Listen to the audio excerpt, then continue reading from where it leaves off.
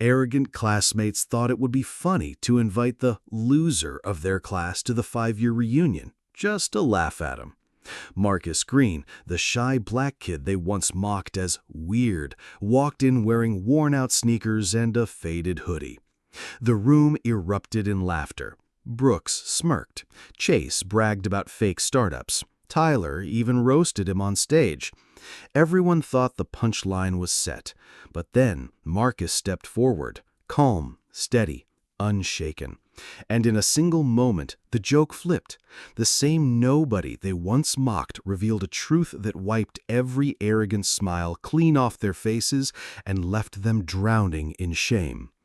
Before we dive in, if this is your first time watching one of our stories, hit that subscribe button. It means the world to us and helps us bring you more powerful content. Stick around till the end, and if this story moves you, share your thoughts in the comments and pass it along to a friend. Now, let's begin.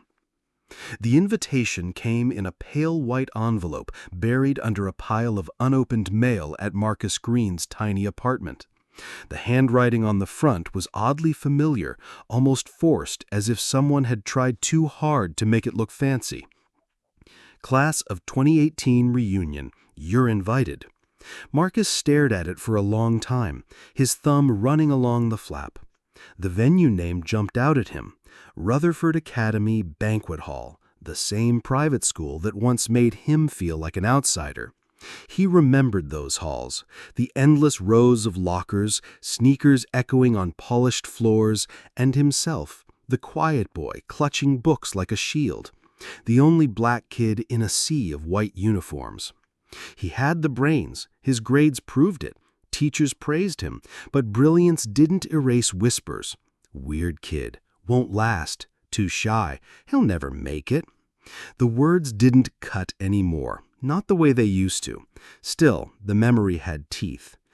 He set the envelope on his chipped table.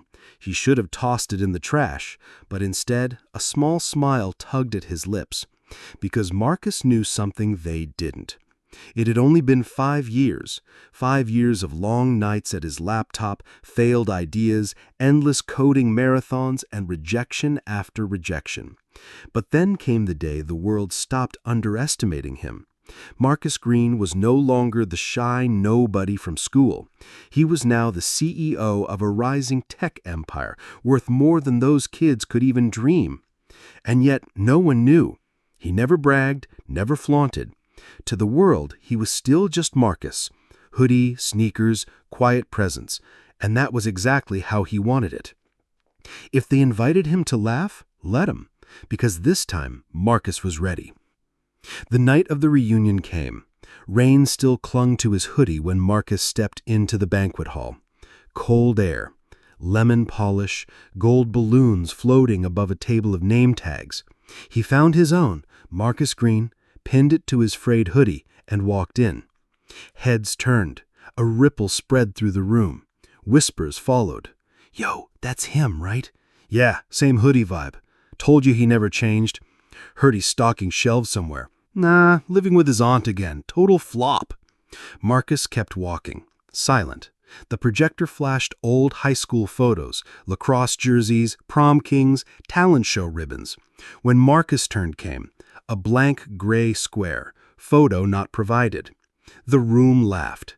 Tyler, the MC, shook his head with mock pity. "Guess some stories don't upload." Laughter rippled again. Marcus sipped his water. Calm, patient, watching. The awards rolled in. Best glow up, most international, biggest boss energy. All shallow jokes. Then Tyler smirked and pulled one last card. Honorable mention, most likely to still be different. "Marcus, you around?" Eyes turned. A cough broke the silence. Marcus simply nodded. "Thanks." His voice steady. He sat down again. No anger, no bite, just control. Whispers circled. Why did he even come? For content? We needed a mascot. But another voice cut through, uncertain now. He's calm. That's not nothing. As the night wore on, the cracks showed. Chase's big startup card kept getting declined at the bar. Brooke pretended not to notice her glass wobbling in her hand. Tyler forced jokes that no one really laughed at. And then Tyler announced the sponsor. Tonight's reunion is brought to you by Summit Gatherings, made possible by a very generous donor. He flipped the card, blank. His smile faltered. They've chosen to remain anonymous. That was Marcus's cue. He stood, chair scraping softly against the floor, walked to the stage, calm, steady. He didn't take the mic immediately, just adjusted his sleeve, letting the silence spread until every whisper died. And then, in a voice low but clear, he said, "I want to thank you all for coming tonight, and I especially want to thank Summit Gatherings, which is really just me." Confusion rippled. A few laughs sputtered, then choked. Marcus took out his phone, tapped once. The slideshow behind him vanished, replaced by headlines. Green Technologies raises $40 million in Series B funding. The new face of AI infrastructure.